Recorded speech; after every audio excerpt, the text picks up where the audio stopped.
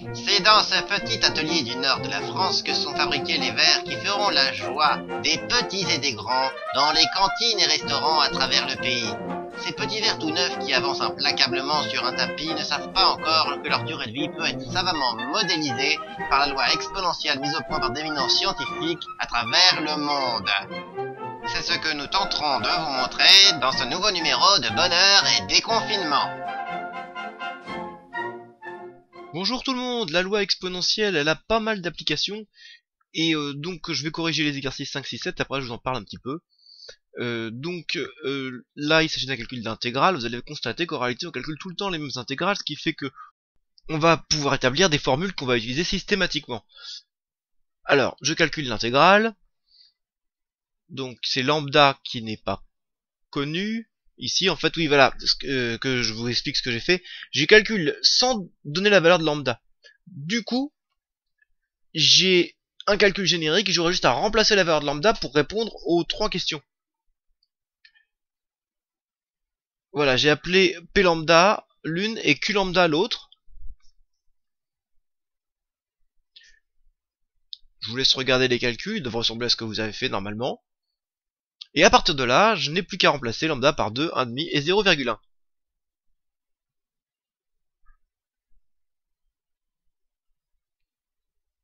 On trouve ces valeurs-ci pour P2 et Q2, ces valeurs-ci pour P1,5 et Q1,5,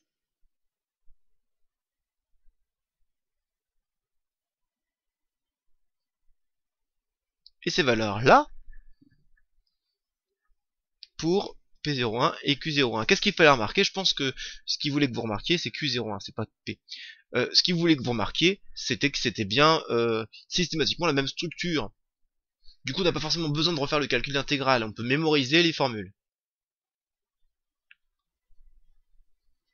On peut passer à l'exercice 6. Cette fois-ci, on doit déterminer le paramètre. Alors, je sais que je dois calculer l'intégrale de 0 à 3, je reprends la formule que j'ai calculée au-dessus, en remplaçant t par 3, et je sais que c'est égal à ça. Je me retrouve avec une équation dont l'inconnu est lambda. Je n'ai plus qu'à isoler lambda, avec un certain nombre de manœuvres, c'est-à-dire que je vais d'abord soustraire un de chaque côté, ensuite je vais changer les signes, ça fait 1 moins E moins 1 sur E, je vais réduire au même dénominateur à droite. Alors faites gaffe, vous avez vu là, il y a un moins devant la barre de fraction, du coup ça fait moins E plus 1, c'est une erreur classique d'écrire moins E moins 1. Et finalement j'obtiens 1 sur E, c'est-à-dire E puissance moins 1, ça va être pratique, je fais le ln des deux côtés, ça me donne moins 3 lambda égale moins 1, donc lambda égale 1 tiers. Ensuite j'ai juste qu'à appliquer le calcul d'intégrale pour obtenir P de 9,5 plus l'infini. C'est-à-dire P de que grand X soit supérieur à 9,5.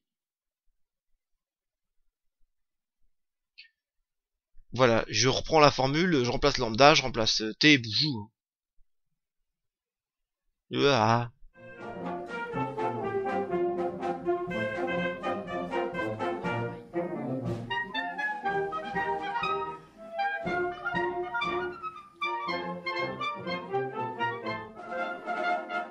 On passe au 7 qui était corrigé, mais j'ai pas du tout été voir le corriger. J'ai utilisé GeoGebra. Il y a une partie probabilité dans GeoGebra qui permet de représenter la loi exponentielle. Donc on voit cette exponentielle qui est systématiquement une fonction strictement décroissante avec une asymptote horizontale qui est l'axe des abscisses. Je rentre les valeurs qu'il faut, donc mon paramètre qui est 3. Et puis ensuite, je sais que la probabilité que grand Y soit plus grand que tau, elle est égale à la probabilité que grand Y soit compris entre 0 et tau. Et ben ça veut dire que nécessairement, cette probabilité vaut 1,5. Donc je prends probabilité que ce soit plus petit que quelque chose, je sais pas combien, mais la probabilité je vais remplacer par 0,5. Là le machin là qui est écrit là, le 0,98 bidule, je remplace par 0,5. Et paf, ça me donne taux 0,231. Mais est-ce qu'on peut retrouver ça par le calcul? Et la réponse est oui. Passons tout de suite à Paint. C'est tout bêtement une résolution d'équation. Regardez. Donc l'exponentielle de moins 3 taux, 1 moins l'exponentielle de moins 3 taux, est égal à l'exponentielle de moins 3 taux, qui correspondent aux deux probabilités qui ont été données. Je vais maintenant essayer d'isoler taux. Pour ce faire, je vais d'abord ajouter l'exponentielle de moins 3 taux de chaque côté, ce qui va me donner ça qui est égal à 1. Ensuite, je vais changer les côtés là, et je vais diviser par 2. Puis je vais appliquer le logarithme népérien, donc on trouve le 1,5. On trouve le 1,5 tout à l'heure. Et puis, je fais le ln des deux côtés. Ln de 1,5, c'est moins ln de 2. Du coup, ça me fait moins ln de 2 sur moins 3. Donc, ln de 2 sur 3. Un petit calcul à la calculatrice. Vous trouverez que c'est bien approximativement 0,231 que je vais trouver avec GeoGebra. C'est ce qu'on appelle la demi-vie.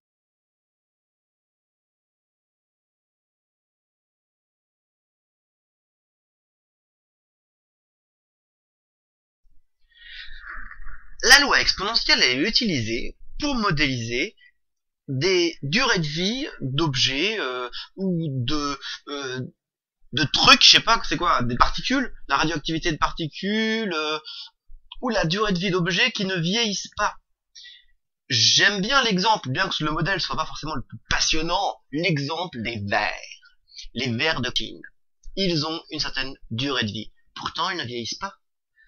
Aucun moyen de savoir l'âge d'un verre quand vous êtes à la cantine, s'il est dans la cantine depuis 6 mois, depuis 1 an, depuis 10 ans. Non, c'est pas en regardant au fond du verre que vous saurez. Donc, il n'empêche que des verres se cassent régulièrement à la cantine, dans les restaurants, etc. Ils se cassent. Et on peut donc déterminer une durée de vie moyenne des verres. Or, il se trouve que l'espérance est égale à 1 sur lambda pour une loi exponentielle. Donc dès qu'on a une durée de vie moyenne du verre, on peut déterminer un paramètre et on peut donc calculer par exemple la probabilité de survie d'un verre pendant 3 ans, pendant 4 ans, au-delà de 7 ans, etc. Il y a une deuxième chose qu'il y a à dire sur la loi exponentielle, c'est la propriété de durée de vie sans vieillissement, donc c'est ce dont je vous parle. Ça se traduit par cette formule. La probabilité que t, la durée, dépasse t plus h, sachant que t a déjà dépassé t, petit t, est égale à la probabilité que t dépasse petit h. Alors là, c'est pas clair, mais regarde avec un exemple, ça sera limpide.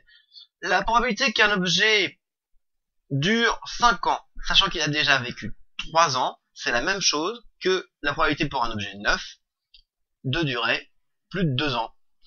Parce que 3 plus 2 égale 5. C'est hyper simple. C'est hyper simple. Voilà, il ne reste plus qu'à vous donner le travail à faire pour la prochaine fois. On continue à bosser, on continue. Et puis, cœur sur vous et à la prochaine fois. You know, when they...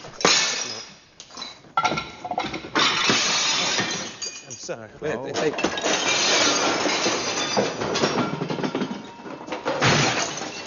We need help, baby. No, it's okay. I'm sorry. Sorry, I will repair all of this.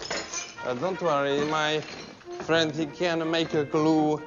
I don't think you're going to be able to glue that stuff back.